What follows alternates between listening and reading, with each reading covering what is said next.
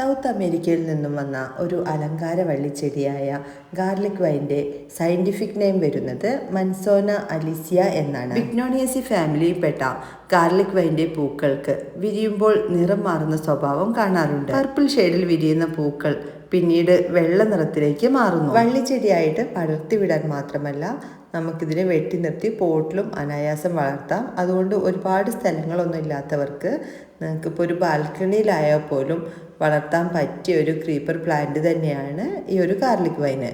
ഇതിൻ്റെ ലീഫിനും അതുപോലെ തണ്ടിനും വേരിനുമെല്ലാം ഒരു വെളുത്തുള്ളിയുടെ ഗന്ധമുള്ളത് കൊണ്ട്, ഇത് ചതച്ചു കഴിഞ്ഞാൽ വെളുത്തുള്ളിയുടെ ശരിക്കുള്ള ആ ഒരു രൂക്ഷ ഗന്ധം തന്നെ ഉള്ളത് കൊണ്ടാണ് പാമ്പിൻ്റെ ശല്യം ഒരു പരിധി വരെയൊക്കെ ഒഴിവാക്കാൻ സാധിക്കും എന്ന് പറയുന്നത്. ഈ സൈസിലുള്ള വലിയ പ്ലാന്റ്സിന്, പൂക്കളും മൊട്ടൊക്കെ ആയി നിൽക്കുന്ന വലിയ പ്ലാന്റിന് 350 രൂപയാണ് പ്രൈസ് വരുന്നത്. ചെറിയ പ്ലാന്റ് നമ്മുടെ അടുത്ത് അവൈലബിൾ ആണ്.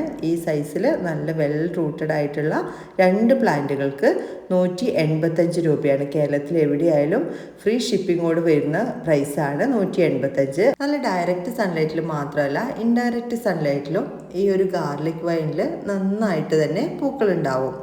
കൂടുതൽ പരിചരണം ഒന്നുമില്ലാതെ തന്നെ വളർത്തിയെടുക്കാൻ പറ്റിയ ഈ പ്ലാന്റ്സിനെ കട്ടിങ്സ് ഉപയോഗിച്ചാണ് പുതിയ പ്ലാന്റുകൾ ഉണ്ടാക്കിയെടുക്കുന്നത്. ഇതിനെ വെളുത്തുള്ളി വള്ളി, അതുപോലെ തന്നെ പർപ്പിൾ ഗാർലിക് ക്രീപ്പർ എന്നീ പേരുകളിലെല്ലാം വിളിക്കുന്നുണ്ട്. സീസണലായിട്ട് മാത്രമല്ല, നമ്മൾ കട്ട് ചെയ്ത് പ്രൂൺ ചെയ്ത് വിടുന്നതിനനുസരിച്ച് പുതിയ ഷൂട്ട് വരുന്നതിന് കൂടെ തന്നെ പുതിയ ബഡ്സും വന്നിട്ട് എല്ലാ സമയങ്ങളിലും പൂക്കൾ ഉണ്ടാകുന്ന ഒരു ക്രീപ്പർ ചെടിയാണിത്. എല്ലാവർക്കും വീഡിയോ ഇഷ്ടപ്പെട്ടെന്ന് കരുതുന്നു. മറ്റൊരു വീഡിയോയിൽ കാണുന്നവരേക്കും താങ്ക്സ് ഫോർ വാച്ചിങ്.